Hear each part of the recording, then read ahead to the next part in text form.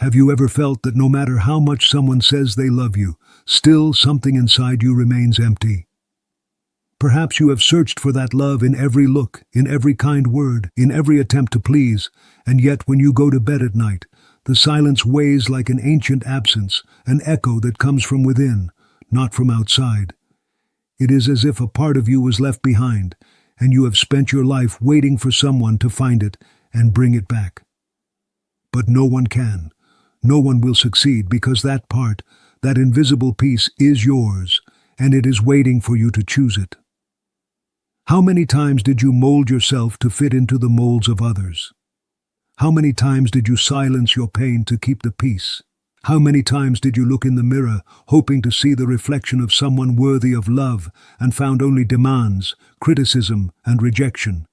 It is hard to realize, because what is at stake is not just the love of others. It is yours, your ability to embrace yourself even when you feel broken, imperfect, tired, and then.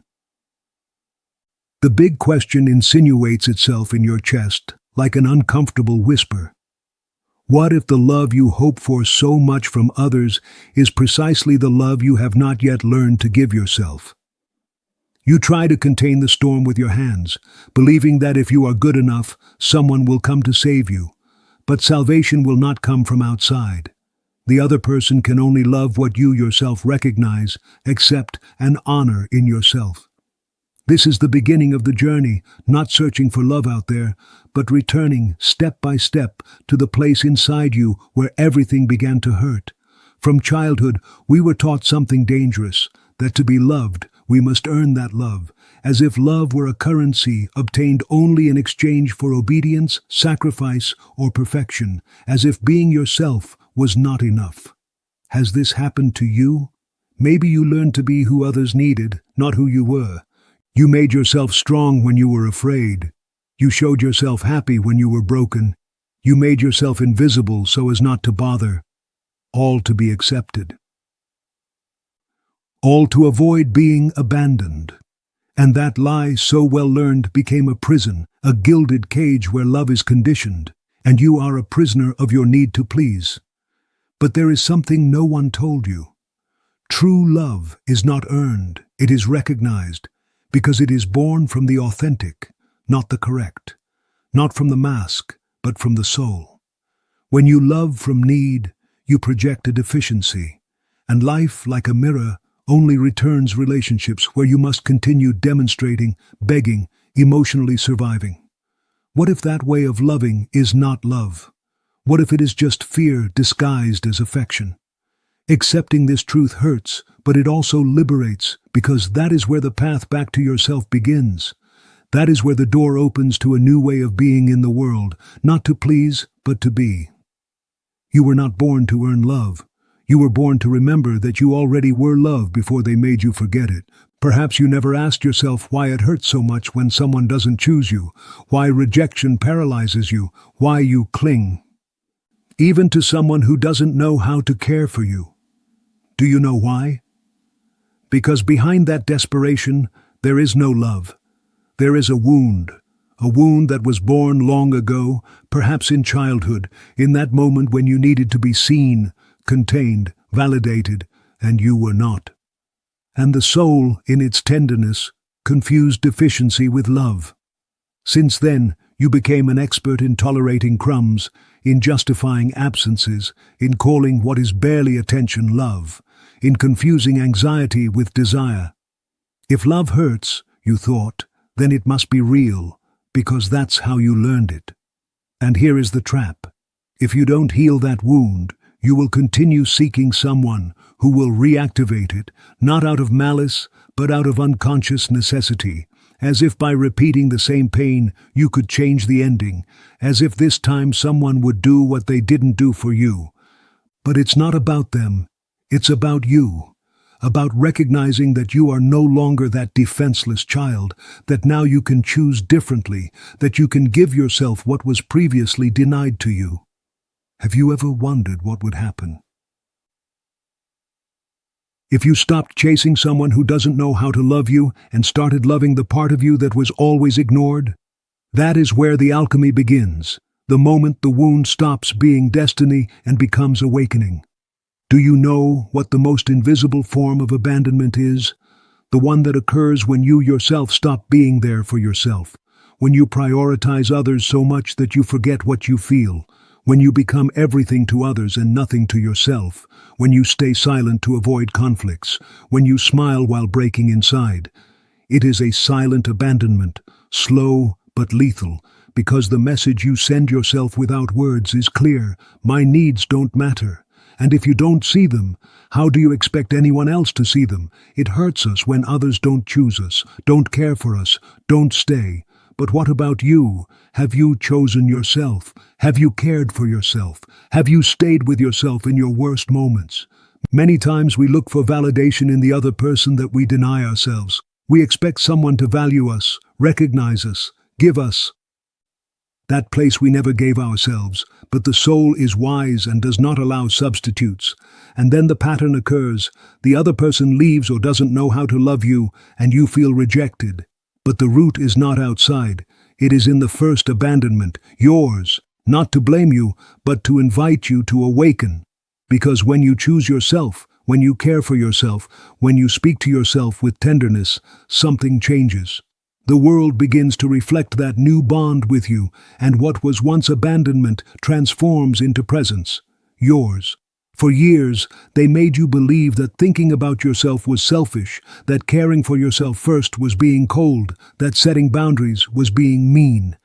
And so you learned to leave yourself for last, to love with guilt, to give more than you had, to forget yourself to support others.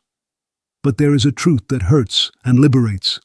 Loving yourself is not betraying anyone, it is rescuing yourself. Choosing yourself is not closing your heart, it is opening it again. But from consciousness, from a place where you also exist, where your voice matters, where your wounds also count. Egoism is something else. Egoism demands. Self-love chooses. It chooses not to be where you fade out. It chooses not to silence what hurts. It chooses to care for yourself when everyone asks you to forget yourself. Maybe they told you that loving is sacrifice, but constant sacrifice is not love. It is camouflaged abandonment. It is teaching the other person that you don't matter. And if you don't prioritize yourself, if you don't support yourself, who can do it? Choosing yourself doesn't mean closing doors. It means opening yourself to a new kind of relationship. One where you don't have to disappear to be loved. One where you are also home and not just a refuge for others. This is where the true internal revolution begins. When you give yourself the love you previously expected. How many times have you stayed where you were unhappy just for fear of being alone? How many times did you say yes while your soul was screaming no? How many times did you stay silent so as not to lose someone, and in the process, you lost yourself? The fear of abandonment is so strong that sometimes we prefer known pain rather than the uncertainty of solitude. But that pact you make in silence just to avoid being alone is what slowly drives you away from yourself. Every time you accept what you don't deserve, your soul shrinks a little more. And although everything may seem fine on the outside, inside there is a scream you can no longer ignore. That scream is your truth. It is that part of you that no longer wants to live on crumbs, that does not want to pay for maintaining bonds that don't see you with your emotional health. Yes, fear is real, but so is the consequence of not listening to yourself, living a half-life with relationships that drain you, with loves that don't heal, with broken promises by yourself. And at some point, you look in the mirror and no longer recognize yourself. The good news is this: you can stop the cycle, you can say enough, you can start choosing from self-love, not from fear. And do you know what happens when you do it? The solitude you feared so much becomes peace, clarity, strength, because being alone was never the problem. The real pain is being with others and feeling completely alone inside. Perhaps you ask yourself, why do you always end up in relationships that hurt? Why do you attract people who ignore you, manipulate you, or are simply not emotionally available? The answer is not in luck or in the other person. It is in you, but not as blame, but as an opportunity for awareness. Because what you have not healed, you repeat, and what you have not recognized, you project. Your wound silently screams, "Prove that I am worthy." And life, like a loving but firm teacher, puts you in front of people who don't do it, not to punish you, but to show you what you still don't give yourself. You attract from deficiency, but you choose from self-love, and that is the key. When you become conscious of your wound, you stop waiting for the other person to repair it, and you start asking yourself, does this person nourish who I am, or awaken what is not yet healed? It's not about closing yourself off to love, it's about opening yourself up, but with the eyes of the soul, with the maturity of someone who no longer negotiates their dignity for a little bit of affection. Because love should not hurt to be real. Love should not cost you your peace. The love you deserve does not break you, it sustains you, and that love begins with you. When you change the bond with yourself, your energy changes, and what you attract changes too.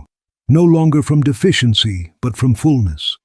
The people who come into your life are not chance, they are mirrors. They reflect what you carry within, even what you don't want to see. Were you ever with someone who made you feel invisible?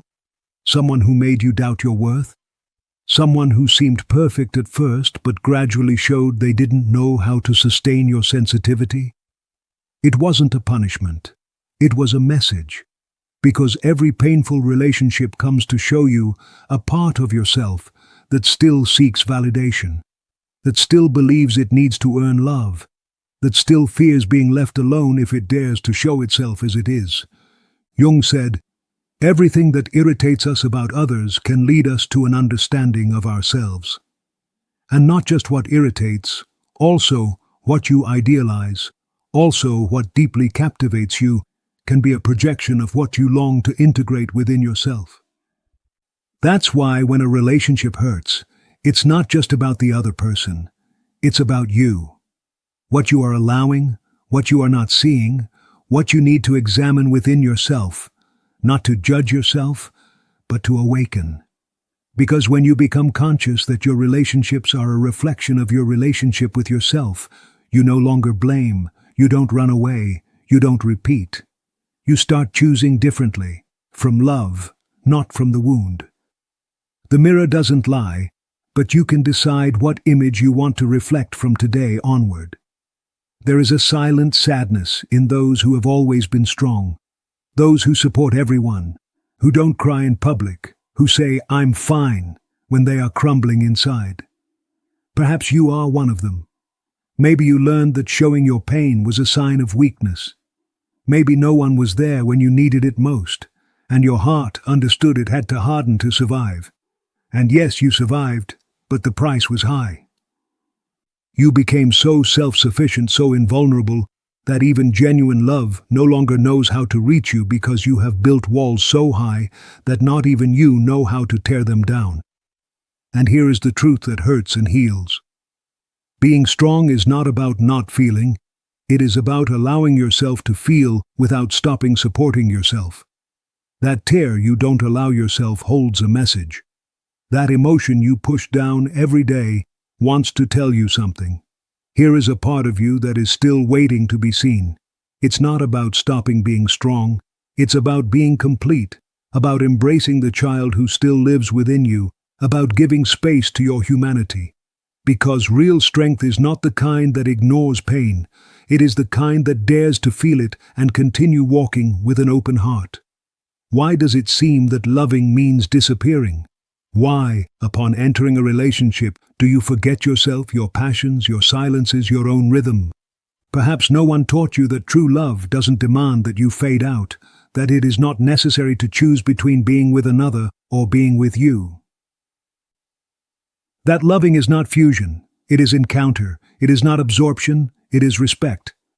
You got used to giving everything so they wouldn't leave, to adapting, to yielding, to being silent, to running after them, until one day you look at yourself and don't know who you are outside of that bond. And that is not love. That is fear disguised as surrender. It is deficiency camouflaged as romanticism. Loving without losing yourself is an art, and like all art, it is learned. Start by remembering who you were before you molded yourself to be loved. Start by listening to yourself, by making space for yourself in the midst of love for the other person. Because if you need to stop being you for someone to love you, that love is not for you. It's not about leaving, but about returning to yourself within the bond, supporting yourself without abandoning yourself, being with another without ceasing to be with yourself. That is healthy love, conscious love, love of a mature soul. There are moments when the soul screams, but you don't hear it because you are busy looking for answers in others, running after love, repeating stories without realizing it. And yet, when everything stops, the truth arrives. In that moment of solitude when no one calls, when you stay with yourself without distractions, when the world outside stops making noise and the inside begins to speak. Silence can be uncomfortable at first. It shows you what you haven't wanted to see, your emptiness, your exhaustion, your nameless sadness. But it is also medicine because in the silence you can reconnect. You can start listening to the voice that truly matters, yours. Jung said, "He who looks outside dreams. He who looks inside awakens." And awakening is not always pleasant, but it is necessary. Because as long as you keep looking outside for what can only be healed inside, you will remain trapped in the same wheel, waiting, begging, losing yourself. Take a pause, listen, not to others, but to yourself. There, in that sacred space of silence, a part of you awaits that you have ignored, but that never abandoned you. You have spent so much time trying to be enough, fighting for others to love you, demonstrating your worth, defending your right to be seen, to be heard, to be chosen. And in the midst of that struggle, you exhausted yourself because no one told you that true love is not conquered. It is allowed, it is cultivated, and above all, it is born from stopping the fight against yourself. Maybe you thought that if you did more, if you were better, if you changed certain things, then someone would truly love you. But that war only pushed you away from yourself. And here comes a truth that transforms. You don't need to keep fighting to deserve love. You just need to stop betraying yourself. Stop saying yes when you want to scream no. Stop smiling when what you feel is anguish. Stop carrying blame that is not yours. When you release the need to convince others of your worth, you begin to discover something immense, that your worth was never in question. All that was missing was for you to believe it. Healing is not a struggle, it is a surrender, opening your arms and saying, "I am ready to return to myself." Right there, everything begins.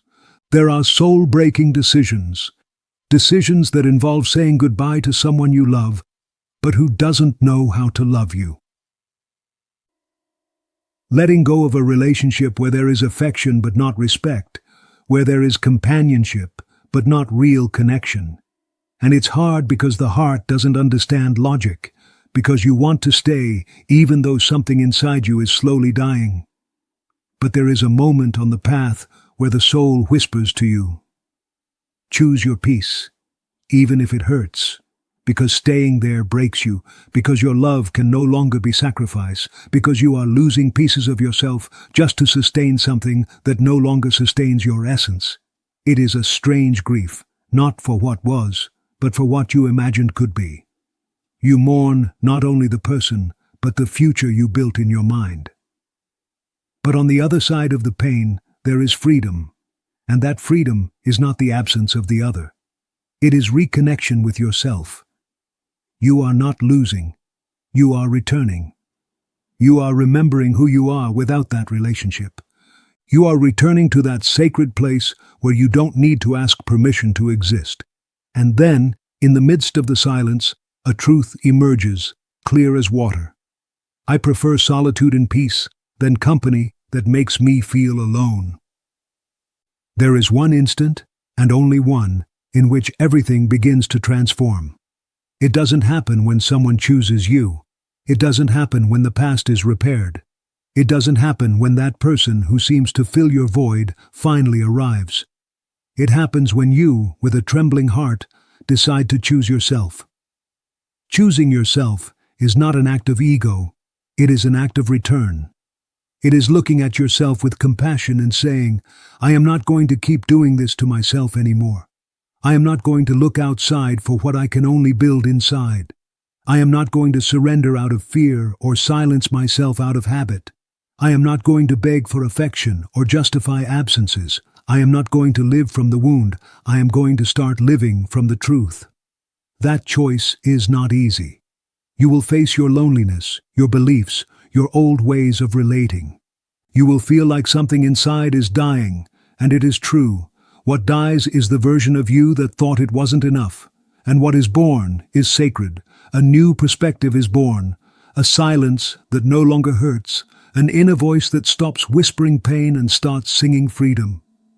No one can truly love you if you have not made this choice first.